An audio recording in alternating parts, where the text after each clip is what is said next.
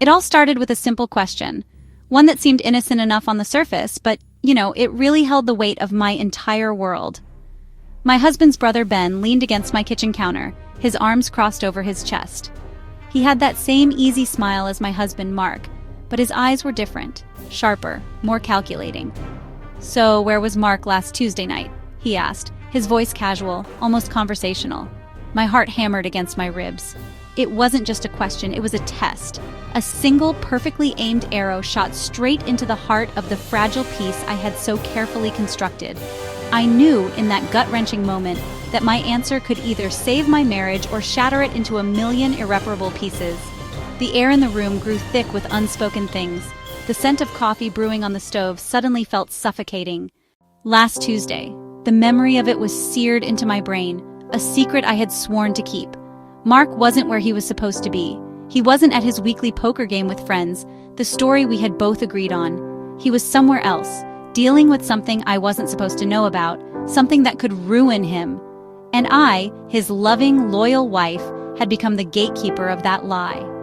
I looked at Ben, trying to keep my expression neutral, my hands steady as I poured him a cup of coffee. The lie was right there, on the tip of my tongue, polished and ready, but the truth felt like a hot coal in my throat. Before that day, my life with Mark felt like a well-loved novel. It wasn't a fairy tale, not by any means. We had our dog-eared pages and our tear-stained chapters, but it was ours.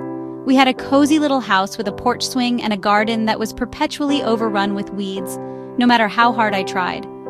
Mark was a good man. He worked as an architect, pouring his soul into blueprints and models, building dreams for other people.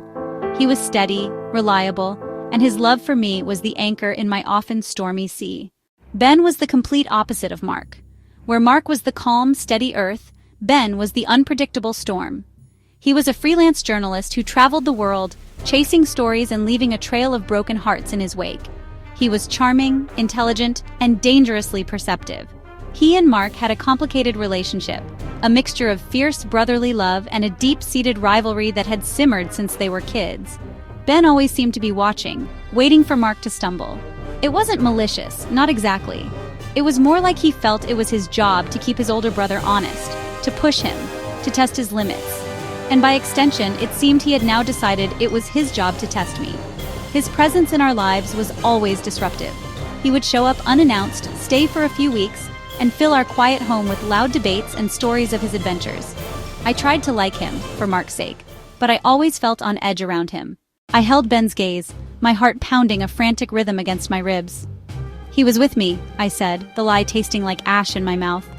"We had a quiet night in. He was feeling a little under the weather, so he canceled on his poker game.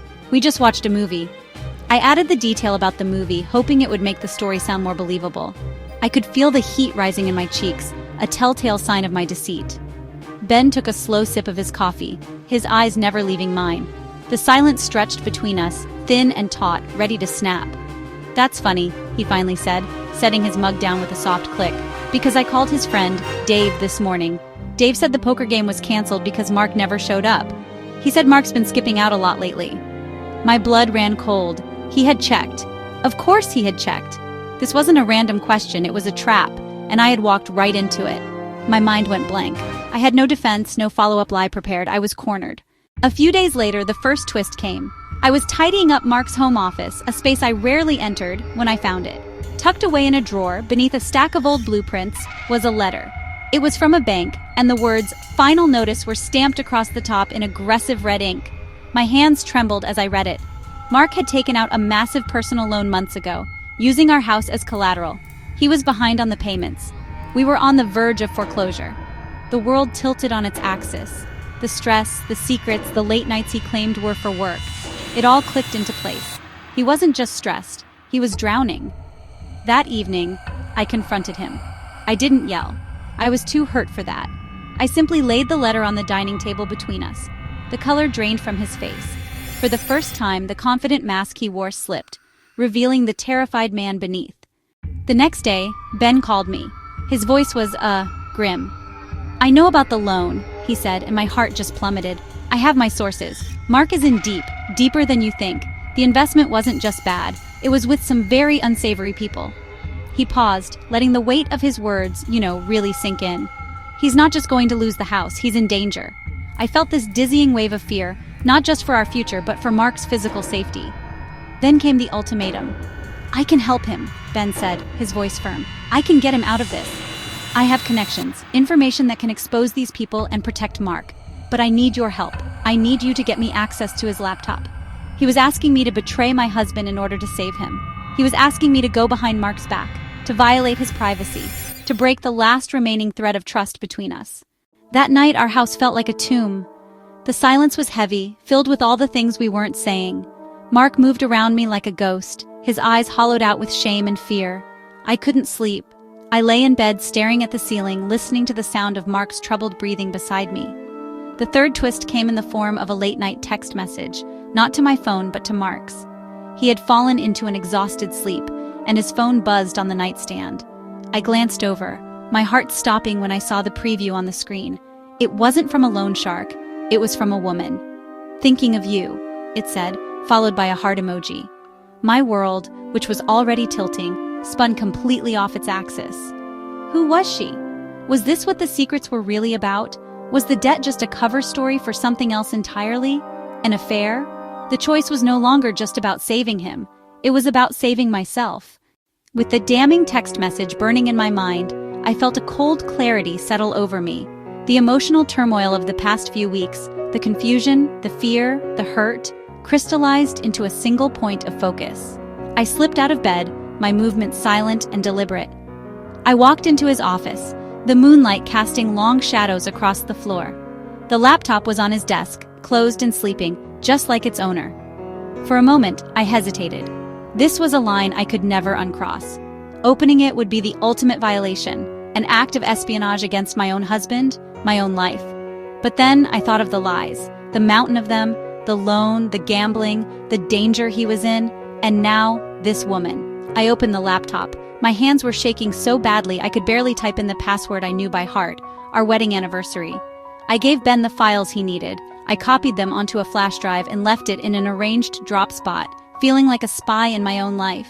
I didn't tell him about the text message. That was a private pain, a betrayal that felt separate from the financial mess. After Ben had what he needed, I did one more thing for myself. I searched the laptop for the woman's name. It didn't take long to find their emails. My heart broke all over again as I read them. It wasn't a passionate affair, it was worse. She was a grief counselor. Today is August 18th, 2025. It's been a year since our world fell apart, and we are slowly, painstakingly, putting it back together. We live in a small apartment now. It doesn't have a porch swing or a garden, but it's ours. The loss of our home was devastating, but in a way it was a cleansing fire. It burned away all the secrets and the pride, leaving behind only the raw, honest truth of who we were. We were forced to start over, not just financially, but emotionally. We had to learn how to talk to each other again, how to trust again. It has been the hardest year of my life. Mark is different now. The weight of his secrets is gone, and while he carries the scars of his mistakes, he is no longer hiding. Our marriage is not what it was. It's less perfect, less polished. It is scarred and messy, but it is also stronger and more real than it has ever been. We are building a new foundation, this time not on shared dreams, but on shared truths. My relationship with Ben has also changed. The rivalry between the brothers has softened into a quiet, mutual respect. He saw me not as a fragile wife who needed protecting, but as a partner strong enough to make an impossible choice. Sometimes I lie awake at night, replaying those moments in my head. The question in the kitchen, the letter in the drawer, the text on the phone, the decision to open the laptop. I wonder if there was another way, a better way. But when I look at Mark now, when I see the honesty in his eyes and feel the new, fragile trust we are building, I think I made the right choice. It was a choice born of love, but also of desperation and pain. I broke a promise to save a life, our life together. I chose the devastating truth over the comfortable lie. And it cost us everything, but it also gave us a second chance. So I ask you, as you sit there reading my story, what would you have done? Would you have protected your husband's lie, or would you have risked everything for the truth?